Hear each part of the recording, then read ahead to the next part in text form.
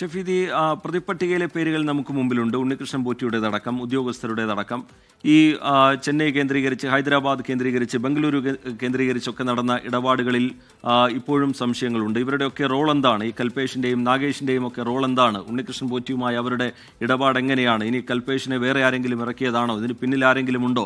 നമുക്ക് മുമ്പിലുള്ള ഇപ്പോഴുള്ള പേരുകൾക്കപ്പുറത്തേക്ക് ഒരുപക്ഷെ വലിയ ചില പേരുകൾ കൂടി വന്നാൽ അത്ഭുതപ്പെടാനില്ല എന്ന നിലയിലാണോ കാര്യങ്ങൾ പോകുന്നത്? ഷഫീദ് റാവുത്തർ.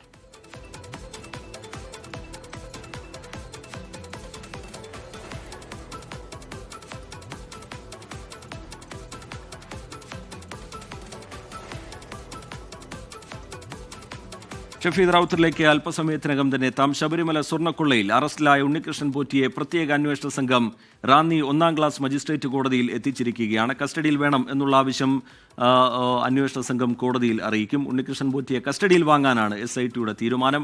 സ്വർണ്ണക്കൊള്ളയിൽ ദേവസ്വം ബോർഡ് ഉദ്യോഗസ്ഥരെ കുരുക്കുന്ന തരത്തിലുള്ള ഉണ്ണികൃഷ്ണൻ പോറ്റിയുടെ മൊഴിയും അതിന്റെ വിശദാംശങ്ങളും ഇതിനോടകം പുറത്തു വന്നിട്ടുണ്ട്. ശബരിമല സ്വർണ്ണക്കൊള്ളയിൽ ആരൊക്കെ പ്രതികളായാലും അവരെ എല്ലാവരെയും നിയമത്തിന്റെ മുന്നിൽ കൊണ്ടുവരുമെന്ന് ദേവസ്വം മന്ത്രി VN വാസവൻ പറയുന്നു. അദ്ദേഹത്തിന്റെ പ്രതികരണത്തിലേക്ക്. നിയമത്തിന്റെ ദൃഷ്ടിയിൽ കുറ്റവാളികളെല്ലാം വരണം. വളരെ സന്തോഷമുണ്ട്. ആദ്യത്തെ പ്രതിയെ കിട്ടിക്കഴിഞ്ഞിരിക്കുന്നു. ബാക്കി ചോദ്യം ചെയ്യൽ വരട്ടെ. വളരെ വേഗത്തിൽ തന്നെ കാര്യങ്ങൾ മുന്നോട്ട് പോകുന്നു. ബഹുമാനപ്പെട്ട ഹൈക്കോടതിയുടെ മേൽനോട്ടത്തിൽ SIT പ്രഖ്യാപിച്ചപ്പോൾ തന്നെ വളരെ സമഗ്രമായ അന്വേഷണം സമയബന്ധിതമായി നടക്കുമെന്ന് നമ്മളെല്ലാം പ്രതീക്ഷിച്ചു. അതിനനുസരിച്ച് തന്നെ വളരെ വേഗത്തിൽ അയാളുടെ അറസ്റ്റ് ഇന്നലെ രാത്രി തന്നെ നടന്നിരിക്കുന്നു. ഇന്നിപ്പോൾ കോടതിയിൽ ഹാജരാക്കുന്നു. ബാക്കി അന്വേഷണത്തിലൂടെ വരട്ടെ പുറത്ത്. ആരൊക്കെ ഉണ്ടല്ലോ അവരെല്ലാം വരണം. ഒരാളും വിടാൻ പാടില്ല. അത് തന്നെയാണ് ഗവൺമെന്റ് അഭിപ്രായം. ശബരിമല സ്വർണ്ണക്കൊള്ളയിൽ പിടിക്കേണ്ടത് ഉണ്ണികൃഷ്ണൻ പോറ്റിയെ മാത്രമല്ല എന്ന് BJP സംസ്ഥാന അധ്യക്ഷൻ രാജീവ് ചന്ദ്രശേഖർ. ദേവസ്വം മന്ത്രിയും ബോർഡ് ചെയർമാനും രാജിവെക്കണം. ദേവസ്വം മന്ത്രി രാജിവെച്ചില്ലെങ്കിൽ കേന്ദ്ര ഏജൻസിയെ സമീപിക്കുമെന്നും രാജീവ് ചന്ദ്രശേഖർ പറഞ്ഞു.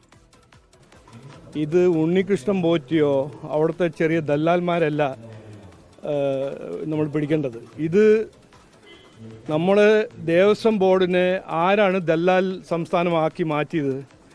ദേവസ്വം മന്ത്രി രാജിവെക്കണമെന്ന് ഞങ്ങൾ നിർബന്ധിക്കുന്നു. ദേവസ്വം മന്ത്രി ഉത്തരവാദിത്വം എടുത്തിട്ട് രാജിവെച്ചില്ലെങ്കിൽ ഞങ്ങൾ സെൻട്രൽ ഏജൻസി വഴി ഇൻവെസ്റ്റിഗേഷന് വേണ്ടി ഞങ്ങൾ അഭ്യർത്ഥിക്കും. അതിന് റിക്വസ്റ്റ് ഞങ്ങൾ കൊടുക്കും. ശബരിമലയിൽ നിന്ന് തട്ടിപ്പ് ഒരു വീഴ്ചയൊന്നുമല്ല, ഇത് കൊള്ളയാണ്. അതുകൊണ്ട് രാജിവെക്കണം എന്നാണ് ഞങ്ങളുടെ നിർബന്ധം.